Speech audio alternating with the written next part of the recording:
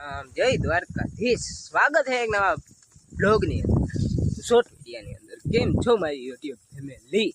અને બધા મજામાં જઈશો. અને હાલો દોસ્તો, તો આપણે અત્યારે જઈએ છીએ વાડીએ ભેહું લઈને, જોઈ લ્યો બરાબર. તો પછી આપણે શનિવાર પર જવાનું છે, તો તમને પછી મળું બરાબર આગળ.